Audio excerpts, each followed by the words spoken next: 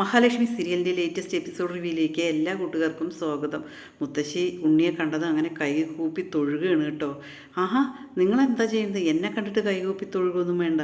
ഞാനേ ഒന്നിനും പറ്റാത്ത കഴിവ് കെട്ടവനാണ്, ഒരു ഗതിയും പരഗതി ഇല്ലാത്തതാണ് എന്ന് നിങ്ങൾ പറയുമായിരുന്നല്ലോ, നിങ്ങളും നിങ്ങളുടെ മോനും കൂടിയിട്ട്. അതേപോലെ തന്നെ നിങ്ങളുടെ മോളും പറയുമായിരുന്നു. പിന്നെ ഇപ്പം എന്തിനാ കൈ കൂപ്പണത്? അതിൻ്റെ ആവശ്യം എന്താണെന്ന് ചോദിക്കും. മോനെ, ആ കരുണയുടെ എൻ്റെ കുഞ്ഞുമോളുടെ വയറ്റിലൊരു കുഞ്ഞുണ്ട്, നീ അവളെ സ്വീകരിക്കണം എന്ന് പറയണം കേട്ടോ. ഞാൻ സ്വീകരിക്കാനോ? അവൾക്ക് എപ്പോഴും ഞാൻ കഴിവ് കേട്ടവനാണ്, എൻ്റെ ഏട്ടനാണ് എല്ലാം തികഞ്ഞവൻ, അങ്ങനെയാണല്ലോ അവൾ പറയുന്നത്. അതുകൊണ്ട് അവളെ സ്വീകരിക്കണ കാര്യം എനിക്ക് തീരുമാനം പറയാൻ പറ്റില്ല എന്നിങ്ങനെ പറയണം കേട്ടോ. അവൾക്കൊരു കുഞ്ഞുണ്ടായി കഴിഞ്ഞാൽ നിങ്ങൾ താരാട്ടുപാടി അവളിനെ നോക്കിയാൽ മതിയല്ലോ, പിന്നെ ഇപ്പം എന്താണ് എന്നിങ്ങനെ ചോദിക്കും കേട്ടോ. മോനെ, നിനക്ക് ഞാൻ എന്ത് വേണമെങ്കിലും തരാമെന്ന് പറഞ്ഞിട്ട് മുത്തശ്ശി അങ്ങനെ കരയുകയാണ് കേട്ടോ. ആ സമയം തന്നെ ഉണ്ണി പറയും, അങ്ങനെ നിങ്ങൾ പറയുകയാണ് എങ്കിൽ ഞാനൊരു കാര്യം പറയട്ടെ, നിങ്ങളുടെ ആ വീടും പറമ്പും ഉണ്ടല്ലോ, അതെൻ്റെ പേരിൽ എഴുതി തരണം എന്നിങ്ങനെ പറയും കേട്ടോ. അതേസമയം മുത്തശ്ശി ഇങ്ങനെ ആലോചിക്കുകയാണ്. അപ്പോൾ ഉണ്ണി പറയും, ഞാൻ നിങ്ങൾ എന്ത് തരണം എന്ന് ചോദിച്ചപ്പോൾ ഞാൻ പറഞ്ഞു എന്നേ ഉള്ളൂ, അങ്ങനെ ഒരു കുഴപ്പമില്ല, എനിക്ക് വേണമെന്ന് നിർബന്ധമൊന്നുമില്ല എന്നിങ്ങനെ പറയണം കേട്ടോ. പിന്നെ കണ്ണേട്ടനും മഹാലക്ഷ്മിയും അവരെല്ലാവരും സമ്മതിക്കണം, നിങ്ങളുടെ മോളുടെ കയ്യിലിരിപ്പ് കാരണം ഇനിയിപ്പോൾ എന്തായാലും സമ്മതിക്കുന്നു തോന്നുന്നില്ലല്ലോ എന്നിങ്ങനെ പറയണം കേട്ടോ. അതേസമയം മുത്തശ്ശി രണ്ടും കൽപ്പിച്ചിട്ട് പറയണ്, ഞാനൊരു കാര്യം ചെയ്യാം മോനെ, നീ പറഞ്ഞ പോലെ തന്നെ ഞാനത് നിൻ്റെ പേരിൽ എഴുതി തരാമെന്നിങ്ങനെ പറയണം കേട്ടോ. അത് കേൾക്കുമ്പോൾ ഒരു ആളും അറിയാതെ, കരുണ പോലും അറിയാതെ ഞാനത് നിനക്ക് എഴുതിത്തരാം എന്നിങ്ങനെ മുത്തശ്ശി പറയണം കേട്ടോ. എങ്കിൽ ഞാൻ എന്താണ് പറഞ്ഞാൽ നോക്കട്ടെ, അവരും കൂടി സമ്മതിച്ചാൽ എന്നിങ്ങനെ പറയും. ഉണ്ണിക്ക് ഭയങ്കര സന്തോഷം തോന്നുകയാണ് കേട്ടോ. അതേസമയം ദുർഗ വന്നിട്ട് പറയും, എന്താടാ നീ പറയുന്നത്, ഒരിക്കലും സമ്മതിക്കാൻ പറ്റില്ല എന്നിങ്ങനെ പറയുകയാണ് കേട്ടോ.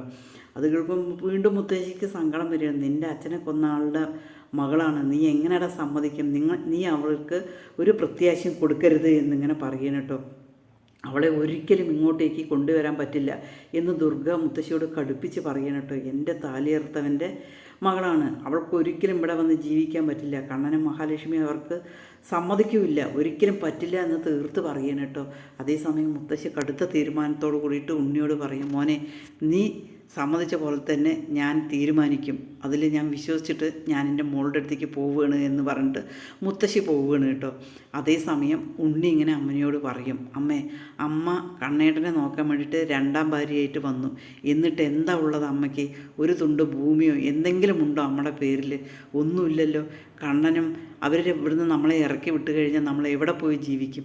ഞാൻ എപ്പോഴും കഴിവ് കേട്ടവനാണ്, എനിക്ക് ഒന്നുമില്ല, അതുകൊണ്ട് എനിക്ക് വേണ്ടിയിട്ട് ഞാനത് ചെയ്യണം എന്ന് പറയണം കേട്ടോ. ആ വീടും സ്ഥലവും കണ്ണായ സ്ഥലമാണ്, ഞാൻ അവിടെ കല്യാണം കഴിഞ്ഞിട്ട് ഒരിക്കൽ പോയിട്ടുണ്ടായിരുന്നു, അതെനിക്ക് എഴുതി തരാമെന്ന് പറയണേ, എനിക്ക് എന്തായാലും അത് വേണം എന്നിങ്ങനെ പറയണിട്ട്. മോനെ, നിൻ്റെ അച്ഛനെ കൊന്നവൻ്റെ മകളാണ് എന്ന് പറയണം, അതിനിപ്പോൾ എന്ത് ചെയ്യാം, അച്ഛൻ മരിച്ചു പോയല്ലോ, ഇനിയിപ്പോൾ അതിന് പറഞ്ഞിട്ടും കാര്യമില്ല, ഏതായാലും കല്യാണം കഴിച്ചു എന്നിങ്ങനെ പറയണിട്ട്. മോനെ, കണ്ണൻ്റെയും മഹാലക്ഷ്മിയുടെയും കൂടെ നിന്ന് കഴിഞ്ഞാൽ നമ്മൾക്ക് അവരൊരു നല്ല ജീവിതം തരും, നമുക്ക് എന്ത് വേണമെങ്കിലും തരും. മഞ്ജുവിനും സാഗറിനും ഇപ്പോൾ അവരെന്തെല്ലാം ചെയ്യണു എന്ന് പറയണം കേട്ടോ. എനിക്കൊരിക്കലും കഴിയില്ല അവരുടെ കാല് പിടിച്ചിട്ട് കെഞ്ചിയിട്ട് നിൽക്കാൻ, അമ്മ എന്താണെങ്കിൽ ചെയ്തോ എന്ന് പറഞ്ഞിട്ട് ഉണ്ണി പോവുകയാണ് കേട്ടോ. അതേസമയം ദുർഗ ആകെ വിഷമത്തോട് കൂടിയിട്ട് നിൽക്കുകയാണ് കേട്ടോ. പിന്നീട് മുത്തശ്ശി പോയതും കരുണ വന്ന് ചോദിക്കുകയാണ്, എന്തായി മുത്തശ്ശി, സമ്മതിച്ചോ എന്ന് ചോദിക്കുമ്പോൾ ഒരു അരമനസ്സോടെ സമ്മതിച്ചു എന്ന് പറയും. ഒരിക്കലും സമ്മതിക്കില്ലല്ലോ, എന്താ കാരണം എന്നിങ്ങനെ പറയും. അയാൾക്ക് ഭയങ്കര ചിലവാണല്ലോ, എന്നെ ആശുപത്രി കൊണ്ടുപോകണ കാര്യമൊക്കെ ചിലവാണല്ലോ, പിന്നെ എന്താ പറ്റി, എന്താണ് എന്ന് ചോദിക്കുക. മോളെ, എന്തെന്നെയാണെങ്കിലും ശരി, ഉണ്ണി ഒരു സമ്മതിച്ചിട്ടുണ്ട്, പക്ഷേ നീ ആശുപത്രിയിൽ പോയിട്ട് മഹിയെ കാണണം, മഹിയും കണ്ണനും സമ്മതിച്ചെങ്കിൽ മാത്രമേ അവിടെ പോയി നിനക്ക് ജീവിക്കാൻ പറ്റൂ മോളെ. ഞങ്ങളുടെ കയ്യിൽ ഒന്നുമില്ലാതായി കഴിഞ്ഞാൽ നീയും കുഞ്ഞും അനാഥയാവും, അതുകൊണ്ടാണ് ഞാൻ പറയുന്നത്, കാശും പണവും ഉണ്ടെങ്കിൽ മാത്രമേ നിനക്ക് ഞങ്ങളെ സ്നേഹിക്കാൻ പറ്റുള്ളൂ. നീ നിൻ്റെ അച്ഛനെ, പൈസയുള്ള അച്ഛനെ കണ്ടിട്ടുള്ളൂ, പൈസ ഇല്ലാത്ത ആളെ നിന്നെ കണ്ടിട്ടില്ല. ഇനി ഈ കേസിൻ്റെ പേരിൽ 20 വർഷം മുമ്പുള്ളതാണ്, അവരുടെ കുടുംബത്തിന് വന്ന നഷ്ടം, ആ പൈസ കൊടുത്താൽ കോടികൾ വേണ്ടി വരും മോളെ, എന്തെല്ലാം പൈസ കൊടുത്താലും, അതുപോലെ തന്നെ ലോറിയും കോറിയും എല്ലാം കൊടുക്കേണ്ടി വരും, പിന്നെ എൻ്റെ മോൾക്ക് ഒന്നുമില്ലാതാവും, അതുകൊണ്ട് എൻ്റെ മോൾ ആശുപത്രിയിൽ പോകണം, മഹാലക്ഷ്മി സമ്മതിച്ചെങ്കിൽ എങ്ങനെയെങ്കിലും നിനക്ക് അവിടെ കയറിപ്പറ്റാം, എൻ്റെ പൊന്നു മോളൊന്ന് പോയി എന്ന് പറയും കേട്ടോ. ഞാൻ അവളുടെ കാല് പോയി പിടിക്കാനോ എന്നിങ്ങനെ കരുണ പറയണം കേട്ടോ. പിന്നെ കരുണ മുത്തശ്ശി ഇങ്ങനെ നിർബന്ധം പറയണം, എൻ്റെ മോൾ എന്തായാലും പോയേ തീരുള്ളൂ എന്ന് പറയണം കേട്ടോ. പിന്നീട് കരുണ സമ്മതിക്കുകയാണ്, ശരി ഞാൻ പോയേക്കാം എന്ന് പറയണം കേട്ടോ. അതേസമയം ആശുപത്രിയിൽ മഞ്ജും അതുപോലെ തന്നെ ലേഖയും മഹിയും കൂടി കുഞ്ഞിനെ കളിപ്പിച്ചുകൊണ്ടിരിക്കുകയാണ് കേട്ടോ. മഹാലക്ഷ്മി പറയുന്നുണ്ട് മഞ്ജുവിനോട്, മഞ്ജു നീ നിൻ്റെ ആരോഗ്യമൊക്കെ ശ്രദ്ധിക്കണം എന്ന് പറയുന്നത്. ഞാനെല്ലാം ശ്രദ്ധിക്കേണ്ടത്, സാഗരേട്ടൻ അത് വേണ്ട പോലെ ചെയ്യുന്നുണ്ട് എന്ന് പറയുകയാണ് കേട്ടോ. വൈദ്യരാണെങ്കിൽ ലേഖ്യം മരുന്നും ഒക്കെ തരുന്നുണ്ട് എന്നിങ്ങനെ പറയണം. അതേസമയം പെട്ടെന്ന് കോളിംഗ് ബെല്ലടിക്കണം. കോളിംഗ് ബെല്ലടിക്കുന്ന സമയത്ത് ലേഖ പോയിട്ട് വാതിൽ തുറക്കണം. കരുണ ഇങ്ങനെ കണ്ടെന്നും ലേഖ ആകെ സ്തംഭിച്ച് പോവുകയാണ് കേട്ടോ. എന്താടി നിനക്കിവിടെ കാര്യം എന്ന് പറയുകയാണ് കേട്ടോ. അതേസമയം കരുണ പറയും എനിക്ക് ലക്ഷ്മി ഒന്ന് കാണണം എന്നിങ്ങനെ പറയുകയാണ് കേട്ടോ. അതിനുശേഷം കരുണ അകത്തേക്ക് കയറി വരികയാണ്. ലക്ഷ്മി പറഞ്ഞിട്ടിങ്ങനെ വരികയാണ് കേട്ടോ. എൻ്റെ വയറ്റിലൊരു കുഞ്ഞാണ്, എന്നെ എങ്ങനെയെങ്കിലും നീ എന്നെ പറഞ്ഞിട്ട് വേണം എന്നെ അങ്ങോട്ട് വരണം എന്നിങ്ങനെ പറഞ്ഞിട്ട് തപ്പിത്തടഞ്ഞിങ്ങനെ പറയും കേട്ടോ. അത് കേൾക്കുമ്പോൾ തന്നെ മഞ്ജു ആകെ പൊട്ടിത്തെറിക്കുകയാണ്. നീ എങ്ങനെയാണ് ഇങ്ങോട്ടേക്ക് വന്നത്? എൻ്റെ അച്ഛനെ കൊന്നവളുടെ മോളാണ്, ഇറങ്ങിപ്പോടി എന്ന് പറഞ്ഞിട്ട് മഞ്ജു കൈ വീശിയിട്ട് കരുണയെ അടിക്കുകയാണ് കേട്ടോ. കരുണയെ അടിച്ചിട്ട് ഇറങ്ങിപ്പോടി എന്ന് പറയുകയാണ്. ഞാൻ ഈ കുഞ്ഞായിരിക്കുമ്പോഴേ എൻ്റെ അച്ഛനെ ഇല്ലാതാക്കിയത്, അച്ഛൻ്റെ സ്നേഹവും ലാളനയും ഒന്നും അറിഞ്ഞിട്ടില്ല. അതിന് കാരണക്കാരൻ നിൻ്റെ അച്ഛനാടി. നീയേ എൻ്റെ ചേച്ചിയെ കോണിയിൽ നിന്ന് തള്ളിയിട്ടില്ലടി. നീ എന്തടി നീ ചെയ്തത്? നീ ഇറങ്ങിപ്പോടി എവിടുന്ന് എന്ന് പറഞ്ഞിട്ട് വീണ്ടും വീണ്ടും പറയുകയാണ് കേട്ടോ. അതേസമയം ലേഖയും പറയുന്നുണ്ട്. പിന്നീടും കരുണ കരയാണ് കേട്ടോ. മഹിയുടെ അടുത്ത് ഇങ്ങനെ പറയണം, മഹി ലക്ഷ്മി എൻ്റെ വയറ്റിലൊരു കുഞ്ഞുണ്ട്, നീ അത് സമ്മതിക്കണം എന്ന് പറയാണ്. അതേസമയം മഹാലക്ഷ്മിയുടെ മനസ്സാകെ അലിയാണ് കേട്ടോ. നീ അവളെ ഒന്നും ചെയ്യേണ്ട മഞ്ജു, എനിക്ക് കുഴപ്പമൊന്നുമില്ല, പക്ഷേ ആ വീട്ടിൽ വന്നിരിക്കണമെന്നുണ്ടെങ്കിൽ കണ്ണേട്ട സമ്മതിക്കണം എന്നിങ്ങനെ പറയാണ്. അത് കേൾക്കുമ്പോൾ മഞ്ജു പറയുന്നുണ്ട്, ചേച്ചി എൻ്റെ അച്ഛൻ്റെ ആത്മാവ് അവിടെയുണ്ട്. ഇവള് കൊലയാളുടെ മോൾ അവിടെ വന്ന് താമസിച്ച് കഴിഞ്ഞാൽ ഒരിക്കലും അത് പൊരുത്തപ്പെടാൻ പറ്റില്ല.